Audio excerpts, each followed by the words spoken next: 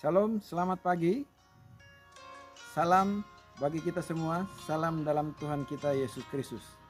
Baiklah, pada pagi hari ini saya akan membawakan sebuah renungan ya dengan judul Tuhan Gembalaku yang baik, yang terdapat di dalam Mazmur 23 ayat 1 sampai ayat yang keempat. Namun sebelumnya kita berdoa. Terima kasih, kami akan belajar firman-Mu ya Bapa. Berikan kuasa Roh Kudus-Mu supaya dapat kami mengerti, sehingga kami mendapat kekuatan melalui firman-Mu. Juga kami yang mendengar akan diberikan penghiburan melalui kata-kata firman-Mu. Adalah doa dan harapan kami dalam nama Yesus. Amin. Baik.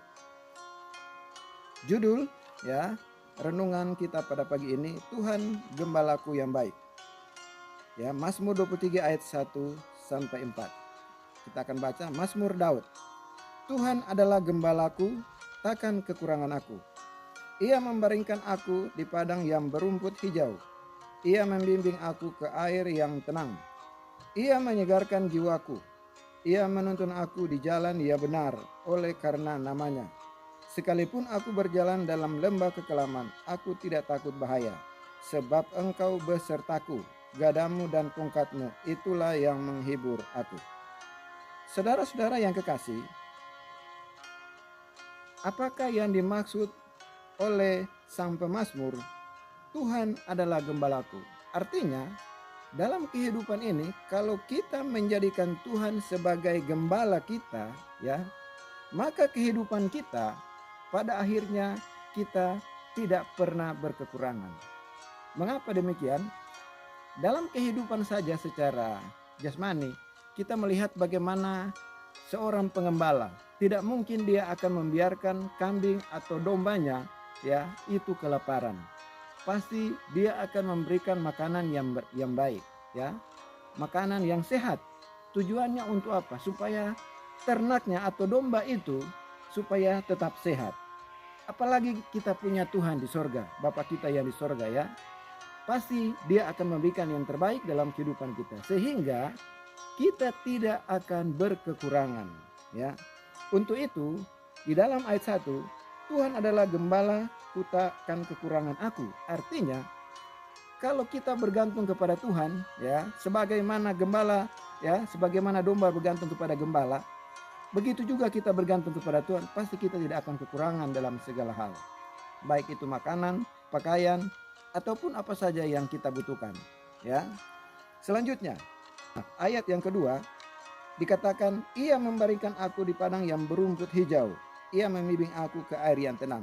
Artinya, ia membaringkan aku di padang yang berumput hijau. Artinya, kehidupan kita ya di saat kita sudah diberikan kecukupan, kita pasti akan mendapat tempat yang layak ya dalam kehidupan di dunia ini. Kita pasti punya rumah yang baik ya, di mana kita bisa beristirahat. Kemudian kita pasti akan apa?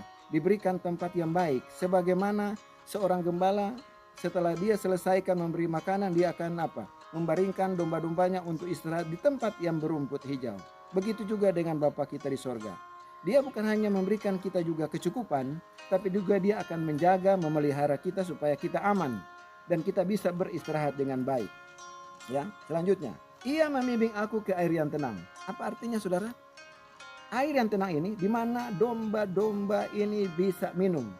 Begitu juga dikatakan dalam Alkitab, bagaimana supaya kita umat manusia ya, supaya diberikan kesehatan dan kekuatan baik melalui makanan dan minuman. Ya, secara rohani di dalam Matius 5 ayat 6 dikatakan, berbahagialah kamu yang lapar dan yang hauskan kebenaran, karena mereka akan dipuaskan. Artinya, kalau kita mau belajar firman Tuhan ya, kepuasan hidup itu hanya didapat melalui firman Tuhan. Karena di dalam Matius pasal 4 ayat 4 dikatakan, manusia hidup bukan hanya dari roti saja, tetapi dari setiap firman yang keluar dari mulut Allah. Baik, kita akan membahas ayat yang ketiga. Ia menyegarkan jiwaku. Ia menuntun aku di jalan yang benar oleh karena namanya. Ia menyegarkan jiwaku. Apa artinya, saudara? saudara baca di dalam Matius pasal 11 ayat 28 sampai 30. Dikatakan di sana, marilah kepadaku, ya, hai kamu yang letih lesu dan yang berbeban berat, aku akan memberikan kelegaan kepadamu. Ya, apa artinya saudara? Hanya datang kepada Yesus kita akan memperoleh kesegaran, ya, baik itu jasmani maupun rohani, untuk kita memperoleh kekuatan dalam menghadapi tantangan, pencobaan, ujian. Untuk itu, kalau kita mau datang kepada Tuhan, pasti Tuhan akan memberikan jalan keluar. Di dalam 1 Korintus pasal 10, ya, saudara baca di sana ayat 9 sampai ayat 13, ya. Banyak ujian dan pencobaan, tapi setiap ujian, pencobaan atau masalah, semua ada jalan keluarnya. Ya, Tuhan akan berikan jalan keluar. Itu saudara bisa baca dalam ayat yang ke-13 dalam 1 Korintus pasal yang ke-10. Ya, selanjutnya kita akan bahas ayat yang keempat, ya. Sekalipun aku berjalan dalam lembah kekelaman, aku tidak takut bahaya, sebab engkau besertaku, gadamu dan tongkatmu itulah yang menghibur aku. Jadi di sini kepada kita hidup di dunia ini penuh dengan banyak tantangan, ujian, ya. Ya mungkin secara manusia kita tidak mampu. Tetapi dikatakan di sini, kalau kita berjalan bersama dengan Tuhan, kita tidak usah takut. Contoh pengalaman pemazmur, bagaimana dia menjaga domba-dombanya. Aman saudara. Ya, kalau saudara baca di sana, itu singa yang mau terkam itu domba, itu semua dia buat sebuah itu singa supaya apa? Bisa lari, beruang akan menekam dia bisa lari. Bahkan ada singa yang mau memakan domba, dia cabik-cabik singa itu sehingga dia bisa mengalahkan singa itu. Di sini perjuangan dari seorang gembala sangat luar biasa. Apalagi kita punya gembala Tuhan, lebih luar biasa, punya kuasa yang besar. Jadi kita tidak usah takut bahaya.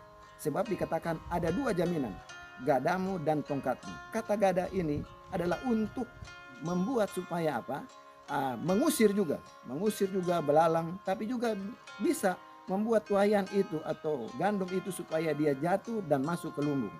Tongkat itu di samping membimbing atau menuntun domba-domba, juga menjaga kawanan domba dari segala binatang buas supaya tidak dimakan dan supaya tidak diganggu. Ya, saya kira demikianlah kehidupan kita. Kalau kita berharap kepada Tuhan, kita tidak usah takut. Secara duniawi saja gembala itu menjaga kita dengan baik, apalagi secara rohani. Tuhan gembala kita lebih berkuasa menjaga kita dari kehidupan ini. Untuk itu kita jangan khawatir, bersama dengan Tuhan pasti kita akan selalu berbahagia, selalu dijaga, selalu dipelihara, sama seperti gembala menjaga dombanya. Semoga firman ini memberikan kekuatan kepada kita, ya. Saya ucapkan Tuhan Yesus memberkati bagi mereka yang sudah mendengar. Dan jangan lupa, ya, di like, kemudian di subscribe, baru dibunyikan lonceng notifikasinya. Dan kalau ada tanggapan, buat itu di dalam kolom komentar. Tuhan Yesus memberkati. Saya ucapkan shalom.